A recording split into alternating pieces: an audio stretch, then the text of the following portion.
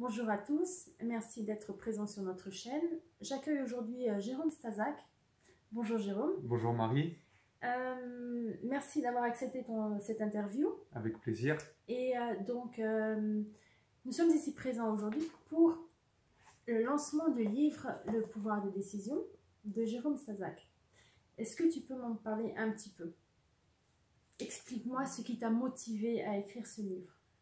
Alors écoute, coach depuis de nombreuses années et donc d'abord coach sportif, ensuite coach mental, j'ai pu m'apercevoir que l'une des grandes difficultés de beaucoup de personnes, c'est de pouvoir prendre des décisions. On est souvent mal à l'aise avec cet aspect, on se pose plusieurs questions, on a tendance à être hésitant. Or, on sait aujourd'hui, grâce aux connaissances que nous apportent les neurosciences, que la prise de décision est capitale, autant en termes d'épanouissement personnel qu'en termes de réussite ou de succès à tous les niveaux. Donc pour moi, j'ai trouvé qu'il y avait une carence à ce niveau-là, que ce soit au travers du développement personnel ou des éléments qui pouvaient avoir un impact sur la motivation de chacun. J'ai trouvé qu'il y avait une carence sur les explications de ce qu'était une vraie décision et comment pouvoir prendre de bonnes décisions. D'accord. Et qu'est-ce qu'on peut vraiment retrouver dans ce livre? Qu'est-ce que ce livre va nous apporter, tantôt au niveau, j'imagine, développement personnel, comme pour notre vie personnelle? Alors, il y a deux choses. La première chose, effectivement, ça nous donne toute une démarche et toute une méthodologie pour pouvoir faire son propre chemin, son propre cheminement au niveau de ce développement personnel qui, encore une fois, j'insiste, est capital. Souvent, il est mis de côté, mais ce développement personnel est capital pour savoir déjà qui l'on est d'une part et qu'est-ce qu'on veut d'autre part. Et le deuxième aspect du livre, ça va être un processus personnel. Ce n'est pas un livre qu'on lit comme un livre traditionnel ou comme un ouvrage, c'est surtout un livre qu'on met en application. Au fur et à mesure qu'on avance dans les chapitres, j'encourage le lecteur à mettre en application, à tester et à retenir tout ce qui va lui convenir et tout ce qui va lui permettre d'avancer dans sa propre vie. D'accord, mais est-ce que ça signifie qu'il y a des exercices, du travail à faire qui va nous permettre d'avancer dans notre développement? Donc il y a des petits exercices que tu nous proposes dans le livre? Pas véritablement des exercices, des mises en application, des appels à l'action plus précisément. Ok. Donc la personne qui va forcément acheter le livre sait que ce n'est pas une lecture normale et qu'il va falloir qu'elle se bouge un petit peu pour avancer. Alors effectivement, pour illustrer un petit peu ça, je vais vous dire un mot que je répète assez souvent mais qui fait mal aux oreilles, discipline entre guillemets. C'est-à-dire que si tu lis le livre, c'est sûr que si tu lis le livre uniquement dans la notion de plaisir, ça me fera plaisir si ça t'a fait plaisir de le lire, mais c'est vraiment pas le but et ça serait dommage d'en rester là. D'accord. Écoute, c'est très gentil, le petit résumé du livre. Donc vous savez, vous pouvez l'acheter. On mettra des liens en dessous de la vidéo pour faciliter l'accès à l'achat, puisqu'il est disponible sur plusieurs sites. Maintenant, Jérôme, j'avais fait un petit jeu avec les abonnés du groupe de la prise de décision et qui ont gentiment proposé quelques questions auxquelles, si tu es d'accord, tu pourrais répondre. Eh ben, avec plaisir, allons-y Marie. Déjà, je remercie tous ceux qui ont participé. Merci à tous. Oui. Alors, on a une question de Fabrice Gautlin. Salut Fabrice, si tu nous écoutes. Qui demande, j'espère bien, qui dit donc, avant tout Jérôme, je te félicite pour la publication de ton livre. Et qu'est-ce qui t'a amené donc à vouloir écrire ce livre? Je pense que tu as un petit peu répondu déjà avant. Je ne sais pas si tu veux compléter ta réponse. Alors oui, effectivement, merci à toi Fabrice. Qu'est-ce qui m'a motivé? Oui, effectivement, c'est ce que, comme Marie le souligne, c'est un petit peu ce que j'ai évoqué avant. Mais il y a aussi, je peux compléter en disant que moi-même, je m'étais challengé dans cette écriture de ce livre en utilisant ce pouvoir et cet impact de la prise de décision, puisqu'on est un petit peu tous les mêmes, on a tendance à être focalisé sur certains aspects et puis en négliger d'autres. Donc, j'ai utilisé les techniques que j'enseigne dans ce livre pour moi-même écrire ce livre, puisque j'avais commencé à en écrire des petits bouts petit à petit, puis après, je me suis discipliné davantage pour pouvoir en faire une écriture plus fluide et plus régulière. D'accord. Alors, nous avons la question de Doug, que tu connais bien. Bonjour Doug, également si tu nous écoutes, j'espère que ça va bien pour toi. Il te demande simplement pourquoi s'être lancé dans le développement personnel. Alors, j'ai presque envie de dire que c'est venu comme une évidence. Alors c'est vrai que ça peut paraître un peu paradoxal, étant donné qu'il y en a beaucoup qui viennent au développement personnel suite à un choc ou suite à une souffrance ou quoi. Moi j'ai eu l'impression que dans mon cheminement, c'est venu très très naturellement, puisque j'avais le sentiment d'en faire déjà quand j'étais adolescent. Ça s'est peaufiné et après ça a évolué par étapes. Mais pour moi, encore une fois, c'est vraiment une évidence. Je vois pas comment qu'on peut faire quoi que ce soit d'autre à l'extérieur si déjà on ne s'est pas interrogé au départ sur qui l'on est véritablement. Et ça passe nécessairement par le développement personnel. D'accord. Philippe Gruslan demande, on a un petit texte, pour prendre une décision, on pose généralement les avantages et inconvénients de chacun des choix possibles.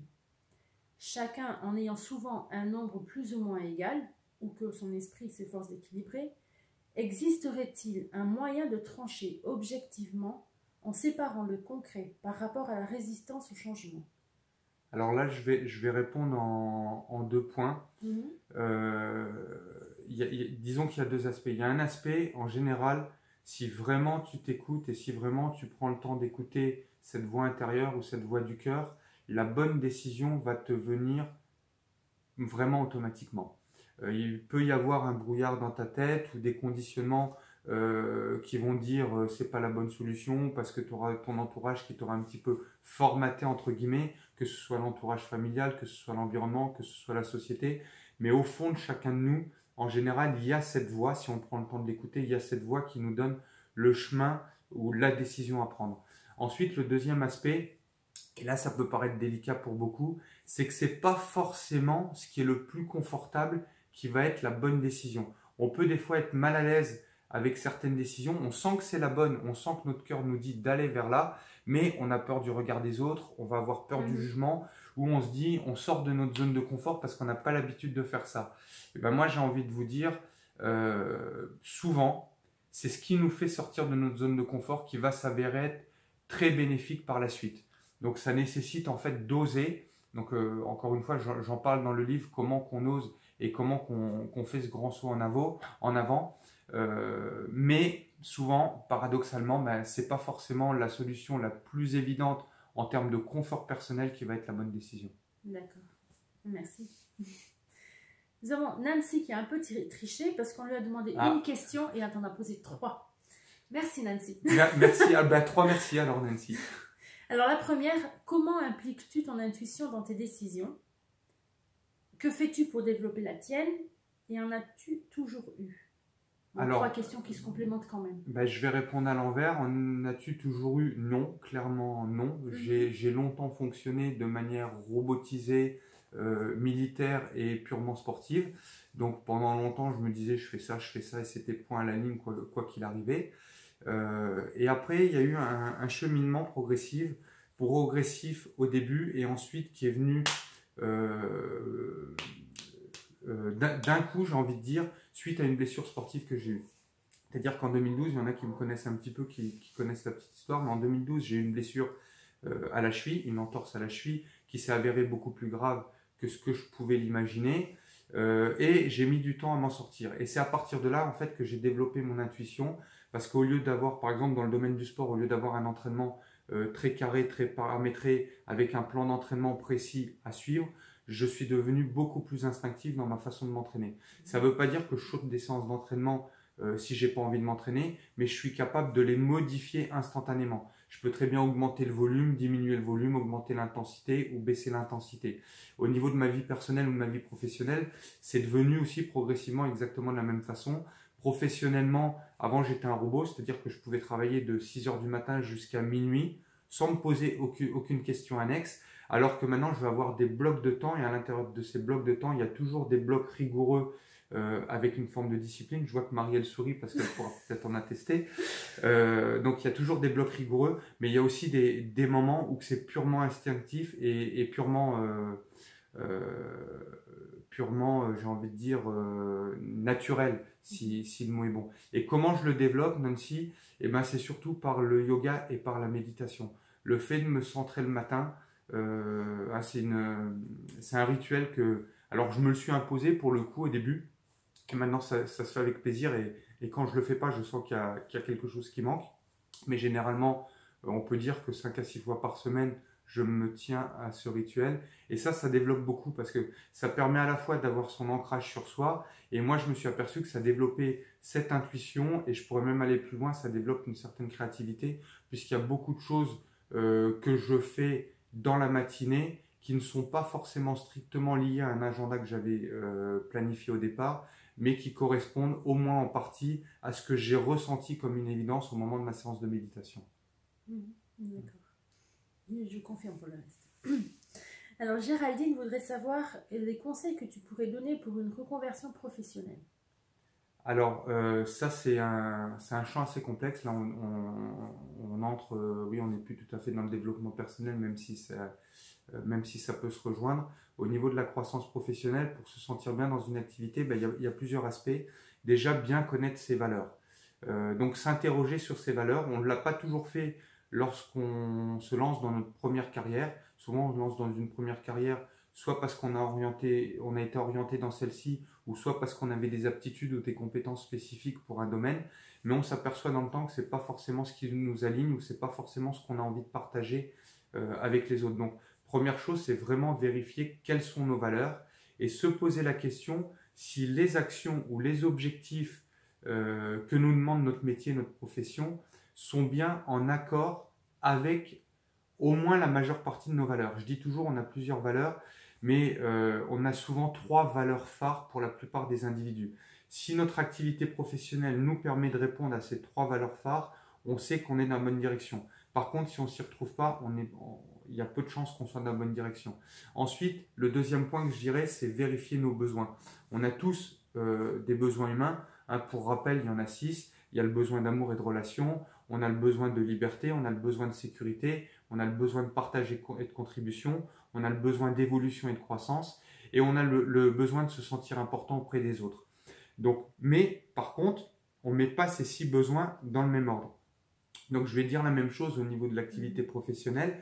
Si on s'aperçoit que notre activité professionnelle nous permet de répondre au moins à nos 2 ou 3 premiers besoins, c'est-à-dire ceux qui sont vraiment les plus importants pour nous, on est dans un champ de compétences ou un champ professionnel qui a de bonnes chances de nous animer véritablement, et dans lequel, dans le temps, on va vraiment devenir compétent, efficace, et qu'on va partager avec les autres quelque chose qui va vraiment donner de la valeur aux autres.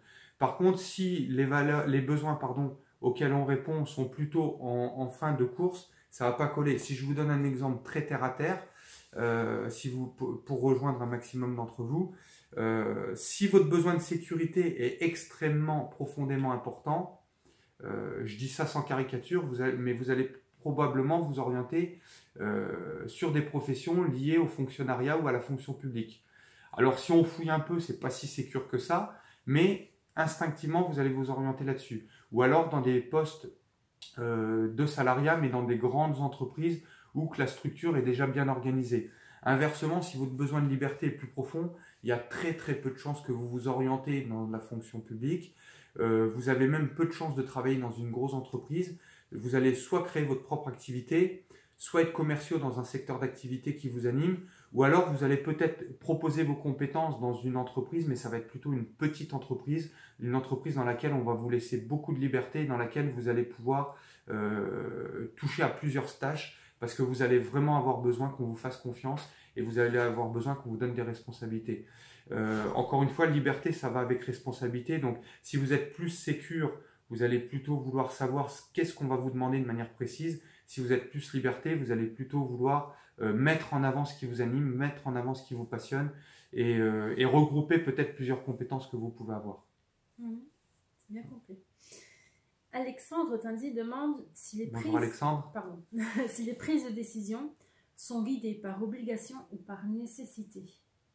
Alors, il peut y avoir les deux, c'est-à-dire que il va y avoir une part, et là on rentre vraiment dans de l'intuition aussi également, mais il va y avoir une part qui correspond à ce qu'on veut faire nous, parce qu'on l'a décidé, ou parce qu'on aime, ou parce qu'on sent que c'est notre voie, et parfois il peut y avoir des choses qu'on va faire parce qu'on sait qu'il faut le faire tout simplement. Une maman, quand elle allaite son enfant, ça peut être un choix volontaire, mais elle va peut-être le faire tout simplement parce qu'elle se dit qu'il faut le faire.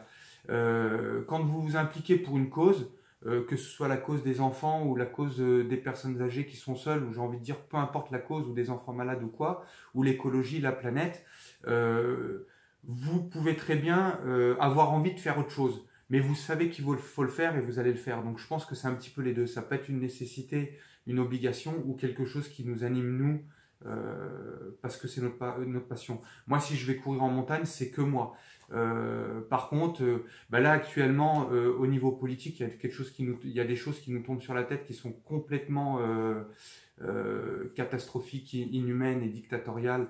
Et j'ai aucune difficulté à l'exprimer à l'écran. Je pense qu'on doit le faire, pas parce qu'on a envie de le faire, mais parce que c'est nécessaire, indispensable et fondamental de le faire. Voilà, j'espère que je réponds à ta question, Alexandre. Nous avons Mélanie Collin qui demande Bonjour Mélanie. On a tous nos chemins de vie. Qu'est-ce qui t'a amené à travailler sur le pouvoir de décision? Alors, justement, je pense que ça faisait partie de mon chemin de vie. Parce que, encore une fois, je pense que le pouvoir des décisions, déjà c'est un grand pouvoir qu'on a, c'est un grand pouvoir que nous avons nous en tant qu'humains. Je dis souvent qu'il n'y a pas beaucoup de choses qui nous distinguent des animaux, de la nature en général. Il y a même des choses dans lesquelles on serait probablement très en deçà de beaucoup d'espèces vivantes. Par contre, là-dessus, c'est vraiment un pouvoir qui est spécifique à l'homme, qui est spécifique à l'être humain. Et je pense qu'on a tort de ne pas l'utiliser autant que ce qu'on en est capable. Parce que c'est un pouvoir qui peut transformer des vies, c'est un pouvoir qui peut améliorer nos vies, c'est un pouvoir qui peut améliorer les relations les uns envers les autres, et c'est un pouvoir aussi qui peut améliorer notre connexion à la nature. Donc je pense que c'est fondamental de l'utiliser tout simplement. Christelle Nouet veut savoir quel a été l'élément déclencheur qui t'a poussé à écrire ce livre et à effectivement constater l'impact du pouvoir des décisions. Alors, effectivement, constater l'impact, je l'avais déjà perçu dans ma propre vie, d'une part, et d'autre part, je l'observais chez beaucoup de clients que je pouvais accompagner, que ce soit dans le domaine du sport ou dans le domaine de l'entrepreneuriat, ou même au niveau de la vie personnelle. Donc pour moi, encore une fois, c'était une évidence parce que c'était quelque chose que j'observais tous les jours. Et il y a peut-être eu un autre déclic qui m'a poussé à rendre le pouvoir des décisions plus lisible pour tout le monde, puisqu'au début je l'écrivais un petit peu pour moi, en quelque sorte, hein, pour tout vous dire, puisque j'écrivais quelques parties sans forcément que ça ait un vrai cheminement. Et puis à un moment donné, j'ai entendu l'interview de Melanie Robbins aux États-Unis, qui s'est sortie d'une grave dépression personnelle grâce à ce fameux pouvoir des décisions. Elle a entendu au journal télévisé un soir le lancement d'une fusée avec le 5, 4, 3, 2, 1, go. Et à ce moment-là, la prise de décision est faite, est assumée et impactée. Et on dit souvent, s'il n'y a pas d'action, il n'y a pas de décision. Ça veut dire quoi? Ça veut dire que si vraiment vous décidez quelque chose, dans les 5 secondes qui suivent, vous avez déjà fait un pas en avant vers cette décision. Ça peut être une décision ou un objectif que vous avez qui va peut-être vous demander 10 ans de travail, peut-être 20 ans de travail, j'ai envie de dire peu importe, mais il va y avoir au moins un petit pas dans le sens de cette décision. Si vous vous dites je vais me mettre au sport, peut-être que vous allez simplement aller acheter une paire de baskets. Juste ça peut-être au début. Ou prendre un rendez-vous téléphonique avec un coach, ou vous inscrire dans une salle de sport, ou vous acheter une corde à sauter, ou regarder les musiques qui vous plaisent le plus pour vous aider à vous lancer dans votre séance d'entraînement. Mais il va y avoir une petite décision. Si vous décidez de changer de métier, peut-être que vous allez déjà refaire votre CV ou refaire votre lettre de motivation. Mais immédiatement, au moment où vous prenez la décision, vous devez, ça c'est capital, je l'explique bien dans le livre, c'est capital, c'est faire une action dans le sens de cette décision. Moi, de ce que je comprends, c'est qu'effectivement, pour prendre une décision, il y a quand même un élément déclencheur qui est motivant et qui te permet effectivement de prendre la décision. Alors. Exactement. Mais ça n'occulte pas qu'il peut y avoir un flou, comme je l'évoquais au début de notre entrevue, il peut y avoir un flou par rapport au conditionnement qu'on a eu. Mais en général, il y a un déclencheur, soit c'est un déclencheur personnel, des fois c'est un déclencheur externe. Vous pouvez soit être impacté, animé, vous savez, des fois on rencontre quelqu'un ou on a un échange avec quelqu'un et ça nous donne un déclic. Il peut y avoir des personnes avec qui on aura échangé pendant des années et on n'aura pas forcément bougé, puis des fois on entend un mot, on entend une phrase et ça nous fait bouger. Ou des fois ça peut être une souffrance, un événement particulier qu'on ressent, qu'on croit qu'on subit, mais en fait c'est notre cheminement de vie qui nous fait passer par là, et du coup à ce moment-là ça nous fait bouger. D'accord. Okay. Alors nous avons Christophe Perrin qui demande... Bonjour Christophe. Notre société prône la performance à tout va. Chacun y va de sa définition de la performance. À travers de nombreuses pratiques alternatives, nous parlons plutôt d'équilibre et d'harmonie. Quel est, à ton sens, le rapport entre ces principes s'il y en a effectivement un? Alors, on peut y trouver un rapport, effectivement. Moi, je pense que je te rejoins là-dessus, Christophe. J'aime pas beaucoup le mot performance. Je préfère le mot excellence. L'excellence, elle est plus personnelle, elle est plus dans le sens d'une évolution que d'un résultat ou d'un résultat à obtenir absolument, j'ai envie de dire. Donc l'excellence, c'est plutôt progresser, aller vers, indépendamment du résultat qu'on va obtenir. Alors que la performance, si on n'a pas le résultat, même si on a progressé énormément, on peut avoir fait un bond en avant phénoménal. Si on prône la performance, on va être extrêmement déçu, ça va être extrêmement douloureux si on ne l'atteint pas pour X raisons, même si on a fait mieux que si on s'était fixé au départ un objectif beaucoup plus modeste. Ensuite, la notion d'équilibre et d'harmonie, je te rejoins complètement, pour moi elle est totalement capitale parce que si on vise la performance à tout va sans avoir ce socle au départ, ce support qui nous permet d'être équilibré, d'être en harmonie, tôt ou tard on va exploser. On voit tous des personnes qui ont été déséquilibrées dans leur hygiène de vie, dans leur mode de vie, et qui vont exploser parce qu'ils voulaient être performants peut-être d'un point de vue professionnel, ou des personnes qui auront négligé leurs relations ou leur vie familiale, ou des personnes qui n'auront pas d'équilibre professionnel parce qu'ils se lançaient dans différents projets en même temps au lieu de se structurer sur un seul projet. Donc oui, l'équilibre et l'harmonie est fondamental, autant d'un point de vue santé que d'un point de vue personnel, familial, relationnel vis-à-vis de notre société, etc. etc. Nous avons Christelle Kiki qui demande Bonjour Kiki. Quelle est pour toi l'une de tes plus belles réussites au cours de ta vie? Ah, ça... Ce qui me vient le plus spontanément, c'est mes deux fils. Le plus instinctif comme ça, donc je ne sais pas si je peux parler de réussite parce que j'étais pas tout seul pour les faire. Je pense que leur maman a contribué beaucoup également. Et ensuite, ils ont leur propre chemin aussi personnel, tous les deux. Hein. J'ai deux garçons.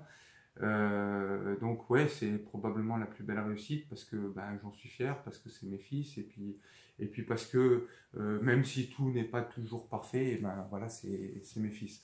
Après, au niveau professionnel, c'est de m'être lancé comme indépendant parce que je ne me verrais pas du tout être salarié ou être fonctionnaire. Je l'ai cru un temps, hein. Il y a une vingtaine d'années, je pensais que c'était possible d'être salarié ou d'être fonctionnaire. Au jour d'aujourd'hui, par rapport à tout ce que je sais, par rapport à tout ce que j'ai vécu et par rapport à tout ce que j'ai traversé ou tout ce que j'ai pu observer, pour moi c'était une décision excellente de devenir travailleur autonome, déjà au départ. Et après, si je dirais deux autres réussites, il y en a une, elle est juste assise à côté de moi. C'est Marie, comme vous voyez présente. Donc j'ai eu des échecs au niveau de mes relations avant de rencontrer Marie, bien entendu. Je pense que comme tout à chacun, mais ça c'est une belle réussite que je ne savais même pas comme étant possible. Donc des fois il y a des choses qui se produisent alors qu'on croyait qu'elles étaient impossibles. Et sur le plan personnel, mais ça je sais même pas parce que c'est en moi, donc il n'y a pas forcément de mérite particulier à l'avoir fait. Mais j'ai fait des courses ou des trails qui étaient intéressants et dans lesquels effectivement je me suis transcendé alors que ça pouvait sembler difficile. Voilà, donc il y en aurait 4. Mais si je t'en donne un, Kiki, c'est mes deux garçons, Dylan et Céline. Mais voilà. Ça c'est de la triche parce que n'importe quel parent va répondre comme ça. Mais bon. C'est ce qui m'est venu le plus spontanément. Oui, voilà. Oui. Nos enfants seront toujours notre plus belle réussite, c'est clair. Indépendamment de la façon dont la relation s'est développée ou autre, c'est le fruit et puis tu vois, je vais te dire ça parce que j'ai eu mes enfants après avoir été sportif. J'étais sportif bien avant de connaître mes enfants, et pourtant c'est bien ça ce qui m'est venu avant. Alors que pendant, j'ai eu Dylan, j'avais 24 ans par exemple, mon fils aîné, ça faisait déjà depuis l'âge de 7 ans que je faisais du sport, et vous voyez, c'est même pas le sport qui m'est venu en premier alors que j'en ai fait toute ma vie. C'est normal. Ouais. Heureusement quand même. Donc, que tes enfants sont quand même prioritaires. Je suis obligé de réfléchir, mais je suis obligé de réfléchir pour trouver une réussite dans le sport, tu vois. Oui, voilà. Oui, mais le sport est complémentaire alors que tes enfants font partie quand même, de toi. La partie intégrante, voilà. Tout à fait. Bon. Alors nous avons Magali Arribar qui pose la question. Salut Magali. Quel est le prochain rêve que tu décides de réaliser? Alors là, c'est une question qui impacte beaucoup de choses, Magali. Et c'est même pas personnel, c'est changer le monde tout simplement. Parce que je trouve, alors le monde il est merveilleux, hein, il y a plein de choses magnifiques, on a une nature extraordinaire. Le matin, quand la météo le permet, je fais du yoga et de la méditation dans le jardin. Je vais souvent courir en pleine forêt, ça m'arrive encore de m'isoler en montagne. Par contre, je pense que le monde dans lequel il se dirige, il est urgent qu'on agisse tous pour stopper ce qui se passe à la fois au niveau international et à la fois au niveau national. Donc si cette interview peut aussi contribuer à ça, je pense que tous ceux qui nous écoutent peuvent en être conscients. On parle de pouvoir des décisions, mais on parle également d'intuition.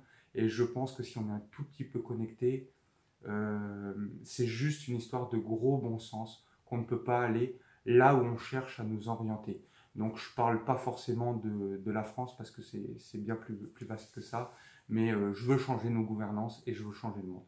Voilà. C'est mon rêve ou mon défi, je ne sais plus ce que tu disais. Oui, voilà. Alors nous avons Anthony. Excuse-moi Marie, et ça ne se fera pas seul, il faut qu'on soit un grand nombre d'individus pour pouvoir éveiller les consciences. Il n'y a pas besoin d'être toute la population pour le faire, mais il faut qu'on soit suffisamment nombreux à oser le faire. Voilà. Et unis. Et unis, effectivement. Nous avons Anthony qui pose la question. Anthony. Quel a été le tout premier outil que tu as utilisé pour appliquer les principes de la prise de décision dans ta vie? Alors, le tout premier outil, j'ai presque envie de dire que c'est la règle des 5 minutes. À l'époque où je me suis dit que la décision était capitale, c'était une époque où je travaillais énormément. J'avais quasiment le temps à rien, mais quand je voulais faire quelque chose, eh ben, je me disais, je m'y mets pour 5 minutes. Et ça, ben, effectivement, ça m'a permis d'écrire.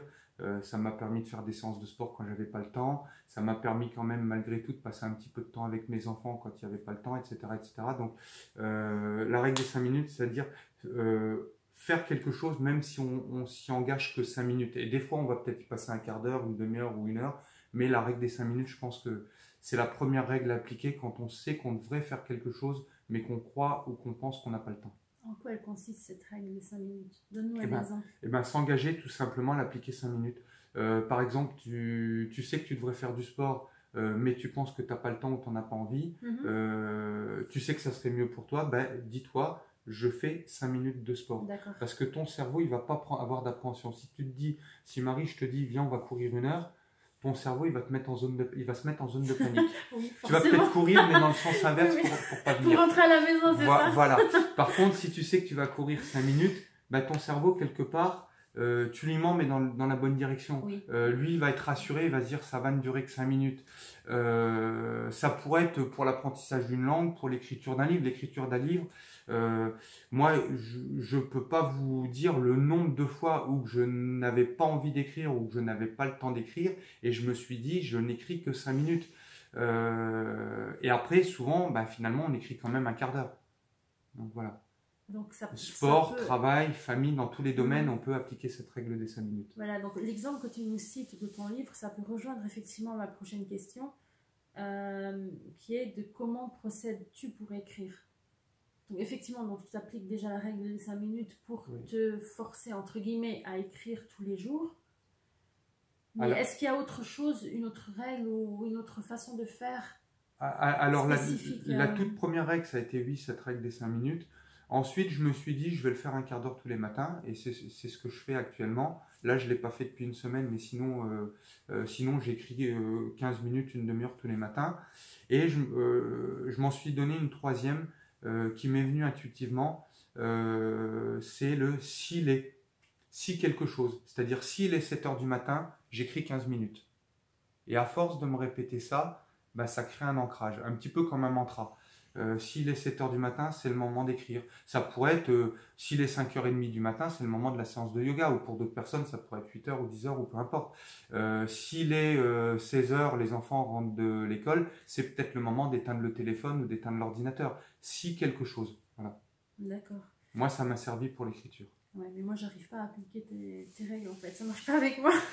Après, il peut y avoir d'autres règles plus intuitives ou plus personnelles, propres à chacun. Ce qui compte, c'est d'expérimenter, encore une fois. C'est pour ça que par le pouvoir des décisions, j'aurais pu dire l'appel à l'action. C'est exactement la même chose. C'est en tout cas d'expérimenter. Chaque fois qu'on a une idée, qu'on pense avoir une bonne idée, il ne faut pas la laisser en suspens. Moi, je vous invite à l'expérimenter pendant quelques jours, et puis vous voyez ce qui se produit. De toute façon, si ça vous convient, vous allez vous en apercevoir très rapidement. Donc, osez tester. On ne peut pas dire qu'on a compris ou qu'on sait quelque chose tant qu'on ne l'a pas expérimenté pour soi. D'accord. Et quand tu écris, que ce soit un livre de développement personnel ou autre chose, des articles, on sait que tu écris aussi des articles, d'où te vient cette inspiration? L'inspiration vient de partout, comme je disais tout à l'heure. Souvent, c'est la séance de méditation du matin, mais ça peut être l'actualité, ça peut être, ça peut être une phrase que tu m'aurais dit, toi, Marie, dans la journée. Ça pourrait être un échange que j'aurais eu avec Célian, peut-être Dylan à l'époque. Ça peut être quelque chose que j'ai lu sur un réseau social ou sur un site internet. Ça peut être une conversation que j'ai eue soit avec un client ou soit en échange sur Zoom, avec une connaissance, et puis dans la conversation ça m'a donné une idée, je me suis pris une note sur un calepin et puis derrière je l'ai exploité. Ça vient de partout, l'idée. Souvent on dit je bloque, ou on a la peur de la page blanche, ou etc. Mais les idées, moi je pense que le véritable challenge, c'est pas d'avoir des idées, c'est pas d'avoir de l'imagination, c'est pas d'avoir de la créativité, c'est plutôt de se focaliser sur une idée et d'exploiter cette idée. Je pense qu'elle est plus là la vraie difficulté, parce que vous verrez, si vraiment vous êtes honnête envers vous-même, vous allez vous apercevoir que des idées, vous en avez plus que ce que vous aurez le temps d'en réaliser dans toute une vie. Mais c'est ça, est-ce que c'est pas difficile effectivement de gérer les idées? Comment savoir laquelle effectivement est plus importante, pourrait être plus jouable sur un déterminant moment? Alors j'ai envie de te donner un peu la même réponse que j'ai évoquée tout à l'heure pour le changement d'activité professionnelle. Je ne sais plus, je crois que c'est Géraldine qui posait la question. Oui. Pour le changement d'activité professionnelle.